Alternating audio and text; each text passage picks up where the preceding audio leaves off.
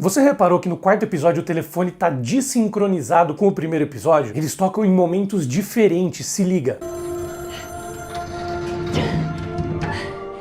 There you are. There you are.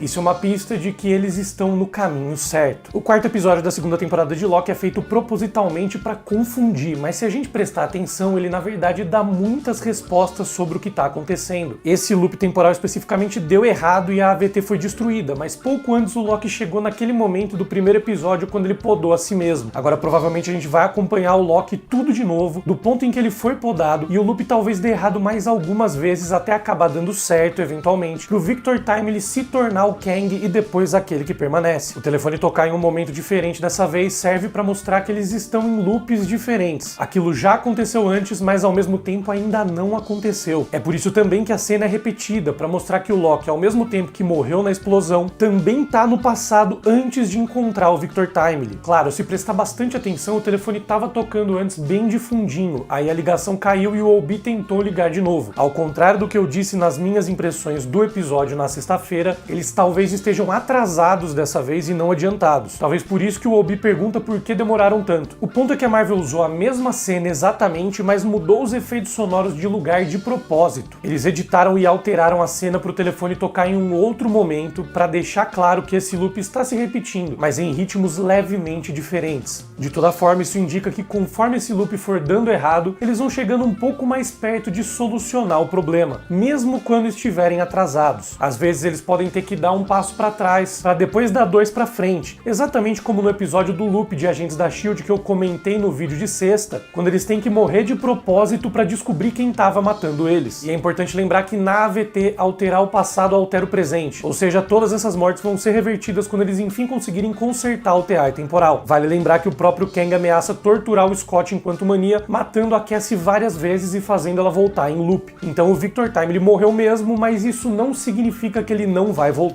Talvez seja por isso que ele falou pra Janet que ela não tem ideia do que ele perdeu. Ele sabia que tinha que perder pra poder ganhar. Até a morte dele tava nos planos ali. Ele sabia que ia ter que morrer várias vezes até quebrar o loop errado e entrar no loop certo, que seria o loop no qual ele tá no controle de tudo. Ele fala pro Loki que algo podia dar errado ali e repete várias vezes que era hora de ser valente, como se ele realmente soubesse que teria que morrer pra depois a morte ser revertida por ele quando era mais novo. É um paradoxo ou retrocausalidade, e eu não canso de repetir que o poder do Kang nas HQs vem justamente dos paradoxos. E esse episódio dá mais indícios fortíssimos de que ele sabia de tudo mesmo e que a gagueira é pura encenação. Primeiro, quando ele é capturado, ele para de gaguejar de novo e muda totalmente a postura. Ele chega até a falar em tom de ameaça com a Ravonna e a Senhorita Minutos. E as pistas de que ele sabia de tudo vêm principalmente na cena do chocolate quente. Primeiro, quando eles chegam no andar do Obi, eles passam pela máquina de chocolate quente e ele queria voltar na direção dela quase imediatamente. Depois, mesmo com o mundo acabando e com a urgência do que estava acontecendo, ele faz questão de ir até a máquina, como se ele soubesse que o Brad ia aparecer por lá. Toda a cena é estranha. Ele pega o chocolate quente e ao invés de tomar, ele dá o copo pro agente D90. Depois, de costas, ele levanta o braço como se estivesse demonstrando que aquela era a deixa pro agente ser podado. Ele sabia que o agente ia ser podado naquele momento. Me lembra muito o que acontece com o Scott no fim de Quantumania, que parecia saber que o portal ia se abrir atrás dele.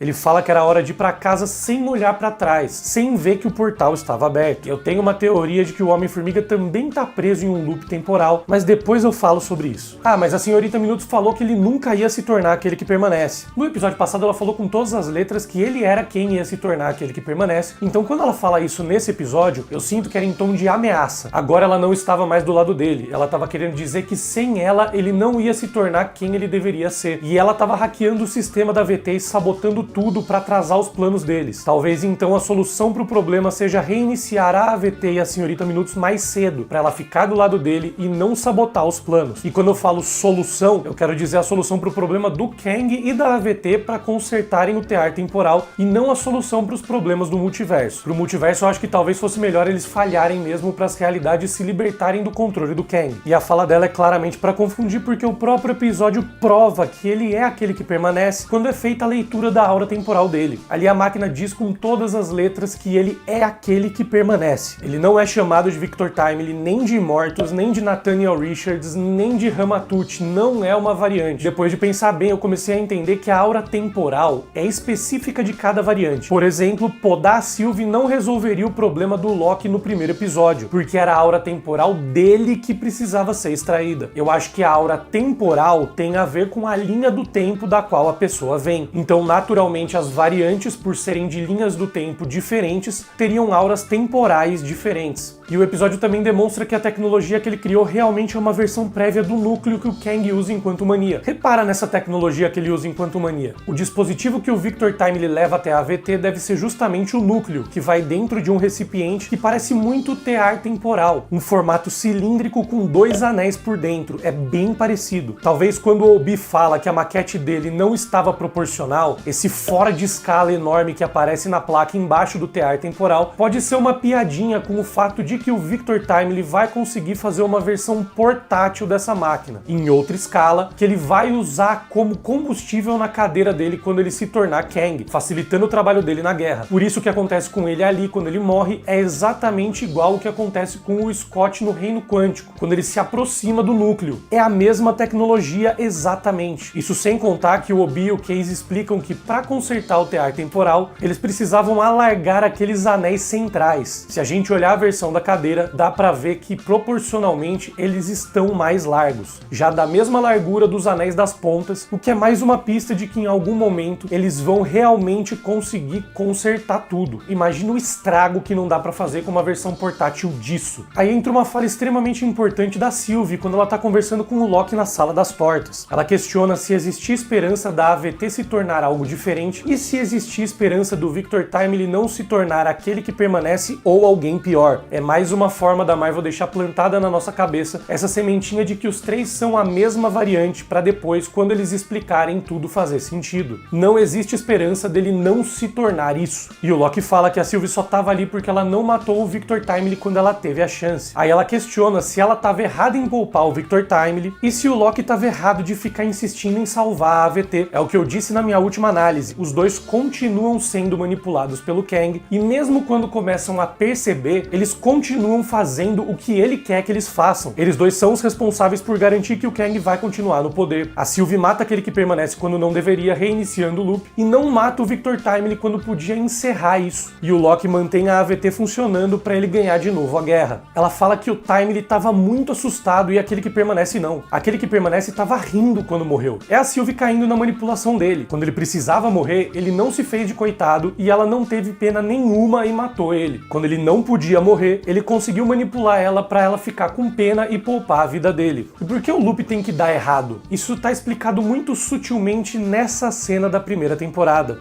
I paved the road. You just walk down it. No, you can't get to the end until you've been changed by the journey. This stuff, it needs to happen to get us all in the right mindset to finish the quest. Right. Right. So it's all a game. It's all a manipulation. É exatamente assim que o Kang manipula geral. Ele faz a Sylvie viver em Apocalipse sendo perseguida para ela chegar no fim dos tempos completamente determinada a matar ele. Não importa o que o Loki fale ou faça. O Loki também tinha que ser aquele de 2012, como eu comentei no vídeo do episódio 2, porque naquela época ele era muito mais suscetível a acreditar nas coisas que o Kang tinha para falar. Aqui eu vejo ele fazendo tudo isso de novo. Ele permite que as coisas deem errado para ir ajustando a mentalidade de todos. Assim ele consegue garantir que eles vão está com a mentalidade correta para quando chegar a hora de concluir a missão e salvar a AVT. O próprio Brad percebe que o Time estava enrolando ele, estava ganhando tempo. Pode ser que ele estivesse ganhando tempo até o Locke e a Sylvie resgatarem ele. Ou pode ser que ele estivesse ganhando tempo para garantir que, naquele loop, o portão seria aberto tarde demais e o loop daria errado. Talvez a preocupação com o tear temporal e o risco do multiverso explodir seja o que faz todos ajudarem o Kang a manter o tear temporal funcionando. E como eu já disse algumas vezes, eu acredito que o tear temporal serve justamente para criar o mundo de batalha de guerras secretas, empurrando várias realidades para o mesmo espaço para criar um remendado de diferentes pedaços de diferentes realidades. E quer mais provas de que aquele que permanece e o Victor Timely são a mesma variante? Ele não faz parcerias, ao contrário de todas as outras variantes que literalmente estão fazendo uma parceria. Eles estão todos unidos contra essa variante específica que vai ganhar a guerra do multiverso. Aí entra a cena da Senhorita Minutos mostrando o passado para Ravonna. Nessa versão passada da Cidadela tinham 2 cadeiras e não tinha mesa. Ela foi construída para 2 pessoas. A fala do Kang nessa cena é exatamente a mesma que o Locke ouviu na gravação do primeiro episódio. Mas como eu disse, o Victor Timely não faz parcerias. Presta atenção como Jonathan Majors entrega essa fala. Ele diz que a Ravonna faz parte do time dele, não que ela era uma aliada. E quando diz que ficaria orgulhoso em liderar junto com ela, ele nem olha na cara dela. Toda a atuação dele nessa cena mostra que ele não estava sendo sincero. Tem um paralelo com o que eu vi enquanto mania no loop do Scott. Apesar da Hope ser quem empurra de vez o Kang na direção do núcleo e derrota de fato ele em teoria, quando tudo termina, ela fala "você conseguiu" pro Homem-Formiga. Ela faz o trabalho e ele fica com os créditos, igual a Ravonna que, de acordo com a Senhorita Minutos, liderou o exército e o Kang que saiu como vitorioso na guerra. Depois o Kang manda um "te vejo em breve", igual fez com a Sylvie quando morreu. E quando a Ravonna vaza, ele fala a palavra "sempre" de novo e ainda coloca as mãos juntas, igual ele fez quando tava zoando que os Timekeepers eram deuses na primeira temporada.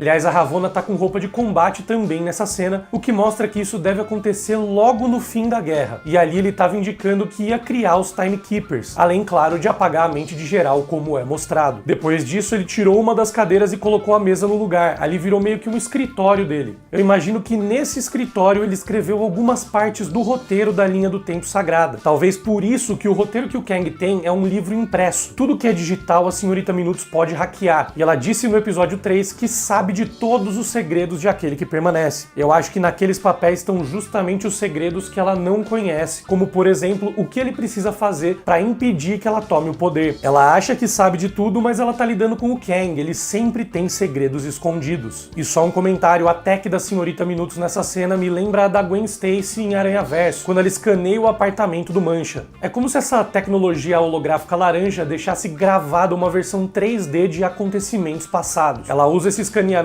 para criar uma versão pequena daquele lugar, algo relativamente parecido com o que aquele que permanece fez para contar a história dele na primeira temporada. Quando o Victor Timely chega na VT, ele entra justamente atravessando o próprio rosto. Mais tarde, a Senhorita Minutos fica bem na frente do rosto dele também, mostrando que o objetivo dela ali era justamente tomar o lugar dele. Quando ela começa a desaparecer, ela fica cheia de códigos binários, com 2x no lugar dos olhos, tipo quando um desenho animado morre, e depois ela reinicia para uma versão bem simples, sem olhos e boca. Essa versão nova some e o foco muda aos poucos pro rosto do Kang na parede. Em seguida, corta pro rosto do Victor Timely, como se estivessem mostrando quem estava de volta no controle agora que ela não estava mais sabotando tudo. Tem até um detalhe legal nesse episódio que quando a aura temporal dele é lida, a voz é masculina porque a Senhorita Minutos estava reiniciando. E nessa cena da chegada do Victor Timely na VT, tem uma frase curiosa. Ele diz que não confia em ninguém porque Chicago é a capital mundial da Shadowcracy, uma palavra que não existe. Ele é um manipulador, um vigarista, ele inventou uma palavra complicada para justificar as atitudes dele sem ninguém questionar, mas dá pra gente tentar entender de onde surgiu essa palavra. O sufixo cracia é fácil de entender, dá uma ideia de regime, de governo. Já o prefixo da palavra, eu imagino que venha de uma expressão alemã, Schadenfreude. Essa é uma expressão para designar o sentimento de alegria maligna diante do sofrimento de outra pessoa. Então quando ele fala isso sobre Chicago, ele quer dizer que é uma cidade onde todas as pessoas sentem prazer com o sofrimento dos outros. Isso faz total sentido considerando que ele criou a Senhorita Minutos, então indiretamente ela também vem de Chicago. E na cena da Ravonna matando a galera, a Senhorita Minutos fica amarradona quando o cubo começa a esmagar geral. Sério, olha a cara de prazer sádico dessa criatura vendo um monte de gente sofrer. Eu tô até pensando em parar de usar relógio com medo que esse monstrinho apareça do nada na minha frente, tá louco? Aliás, eu tinha comentado no outro vídeo que essa sala não era uma sala de interrogatório, era um matadouro. A gente não precisa nem ver a galera sendo esmagada pra sentir o peso da cena. A cadeira da Dox nessa cena tá bem em cima da mesa que o Locke esmagou no episódio 2. E o Brad tá de novo com as mãos daquele jeito que ele ficava nos primeiros episódios, dessa vez segurando no colar e sem as luvas. E tem uma parada pesada que vale reparar. Nessa cena dá pra ouvir um barulho parecido com uma gosma ou um líquido escorrendo. Esse é o barulho dos restos da equipe da General Dox escorrendo ali. Essa sala inclusive tem uma parte toda vazada no chão, como se fosse um ralo enorme, justamente para os restos dessas pessoas não ficarem acumulando e escorrerem para outro lugar. Aliás, a cena corta da expressão apavorada da B15 e do barulho desse líquido escorrendo direto pro copo de chocolate quente, se enchendo com as gotas caindo. Parece totalmente proposital. É quase como se estivessem mostrando que é de lá que vem esse líquido. Eu acho que é por isso que o Time ele não bebeu. Quando o Brad Paul do D90 ele fala "me perdoe" olhando pro líquido no chão, quase como se estivesse pedindo desculpas pra Dox por ter traído ela. Loucura, né? Mas alguns detalhes interessantes do episódio. O Ouroboros fala que a situação era como uma cobra comendo o próprio rabo, algo que eu já expliquei em alguns vídeos, que é a própria origem do nome dele. E o trabalho do Obi foi inspirado no Victor Timely, que foi inspirado no trabalho do Obi. Isso também é retrocausalidade, como eu comentei no começo do vídeo. Também é um loop ou um Ouroboros. Na sala do Obi tem um pôster que não tinha aparecido antes, falando para os agentes tomarem cuidado com os bastões e não se autopodarem acidentalmente. Isso é um paralelo legal com o Locke, que faz isso de propósito no fim do episódio. Na cena em que o Victor Timely é espaguetificado, dá pra ver até as costelas, coluna e os ossos dele. A pele é o que vai antes, como o Obi alertou no primeiro episódio. Quando a Sylvie tá pra entrar no elevador, o Locke ouve um anúncio no sistema de som da AVT e reconhece que era a mesma frase que ele ouviu no primeiro episódio. Ali ele começa a perceber que chegou no mesmo ponto no tempo que tinha visitado antes. Uma câmera se vira pra ele e nesse momento a Senhorita Minutos ainda estava controlando toda a tecnologia de lá. Então ela estava vigiando eles e fechou a porta do elevador de propósito para separar os dois. Aí quando a Sylvie hackeia o elevador, ela tá fazendo algo que a gente já viu ela fazer em Lamentes na primeira temporada, quando tentou hackear algumas casas para roubar energia e recarregar o Tempad. E quando ela toma controle da mente do Brad, também é algo que a gente já viu ela fazer com frequência na primeira temporada. Aliás, falando em repetir a primeira temporada, a cena de abertura também repete a do episódio 6, mostrando as linhas do tempo e a rocha onde fica a cidadela. Até a rocha tá quebrada, dando essa ideia de caos total. Antes era só a linha do tempo sagrada, dando uma ideia de ordem. Agora o multiverso tá espalhado e dá pra ver que tudo tá um caos mesmo, uma bagunça. Tem uma fala do Mobius na primeira temporada que alinha com a cena da Ravonna com o Kang na cidadela.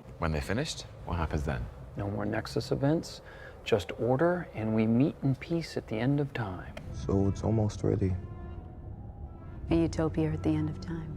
Isso me faz pensar que talvez os agentes da AVT fossem pessoas cujas linhas do tempo tenham sido apagadas e o Kang recrutou para a guerra prometendo que todos iam viver em paz no fim dos tempos. Mesmo depois que ele teve a mente apagada, talvez essa promessa tenha ficado no inconsciente do Mobius. Por que eu digo isso? No meu vídeo sobre o segundo episódio eu pedi pra galera fazer as contas de quantas realidades tinham restado e muitos de vocês apontaram que sobraram 343. Isso pode ser uma referência aos quadrinhos dos Vingadores, como também foi dito nos comentários. A HQ Vingadores número 343 mostra a primeira aparição dos Gatherers, um grupo de diversos ex-Vingadores de realidades alternativas que sobreviveram à destruição dos mundos deles. Nessa história, esses ex-Vingadores culpam o Universo 616 pela destruição das realidades deles e basicamente decidem se vingar dos Vingadores. Não dizendo que os agentes da AVT sejam ex-Vingadores de outras realidades, mas eles podem ser justamente alguns sobreviventes de realidades alternativas que passaram a trabalhar para o Kang na esperança de um final feliz. E também na esperança de vingar os próprios universos. Lembra do discurso dele em Quantumania? From this fortress, I will take my revenge on those who banished me. Today, we conquer eternity and the dynasty of kings. Parece muito com essa possível promessa que ele teria feito. O Kang obviamente não cumpriu essa promessa nem com a Ravonna, muito menos com o resto da galera, mas eles podem muito bem ter acreditado nas palavras dele e podem ter seguido ele na guerra voluntariamente, ao invés de simplesmente terem as memórias apagadas e serem controlados desde o início. Se a gente pensar na série de forma linear, com o quinto episódio seguindo de onde o quarto parou, a gente pode até imaginar que a explosão podia ser um novo Big Bang, uma nova origem do universo que ia reiniciar tudo e culminar na criação de uma nova AVT. Mas eu não vejo sentido em enxergar essa série, que é justamente sobre loops temporais, de maneira linear. Seria como olhar para um círculo e enxergar uma linha reta. E na primeira temporada, o próprio Mobius alertou sobre o loop. It is true. That's the proper flow of time, and it happens again and again and again because it's supposed to, because it has to. The TVA makes sure of it. Como eu comentei no começo desse vídeo, eu acho que o Homem-Formiga também tá preso em um outro loop temporal. Se você quiser entender essa história direitinho, dá uma olhada nesse vídeo aqui. Valeu, valeu, um grande beijo e até a próxima!